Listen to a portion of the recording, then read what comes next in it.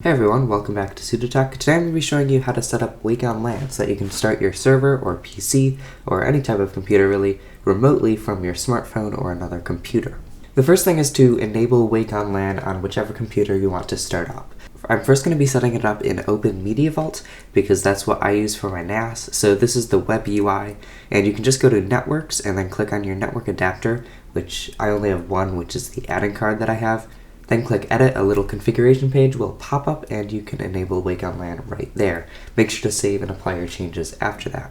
In Windows, go to your device manager and find whichever adapter you want to use on your WOL on LAN. As you can see, I have the Ethernet controller for my Ethernet, which is by Intel. I have a Qualcomm one for the Wi-Fi, which is an add-in card, and then I also have a VirtualBox Ethernet adapter, but that is just a driver that's installed for the virtual machines so that they can use the Ethernet that way. Go ahead and click on Properties and then head straight over to Power Management, where you can click the last two checkboxes, which is Allow WOL on LAN Connections and also only allow Magic Packets. The app that I'm going to be using is going to automatically search for any WOL on LAN connections that are available on your network. We're going to check the MAC address and IP address of our computer just in case it doesn't show up. In Windows, do ipconfig/all. You should be able to find the IPv4 address and the hardware address of the Ethernet controller that you want to use. Go ahead and write those down and we'll use them as soon as I finish explaining how to do it on Linux. On Linux, you can SSH into your server or go into the regular Linux command line, do ifconfig,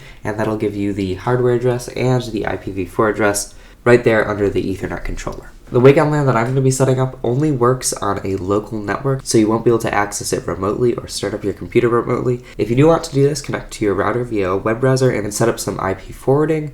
You're going to want to forward a 929 and then the IP address of the computer that you want to forward to.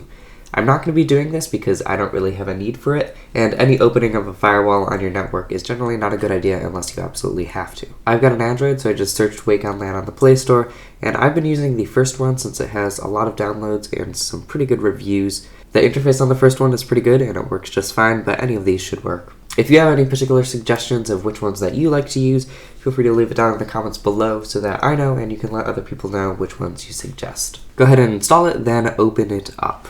You're going to want to press the plus button to add a connection, and it'll automatically search for all the available computers on your network with their IP address and their MAC address. As you can see, I'm trying to do the OpenMediaVault connection, which shows up as OpenMediaVault because it has a host name. So you can just click on that and it'll automatically input the right information. You can change the color, change what it's called, things like that, and then finally click Add the device. As you can see, it's got a little green dot right next to it, which means that it's currently turned on, which means that clicking it will not do anything. But I'm going to go ahead and shut that device down now so that we can test out whether it works. The little dot right next to it is now red, which means that the computer is turned off or not available. But if we tap it, it'll immediately start up as if we had pushed the power button. But that's about it for this video. Hopefully you found something helpful with it. Either way, thank you for watching, and I'll see you in the next video.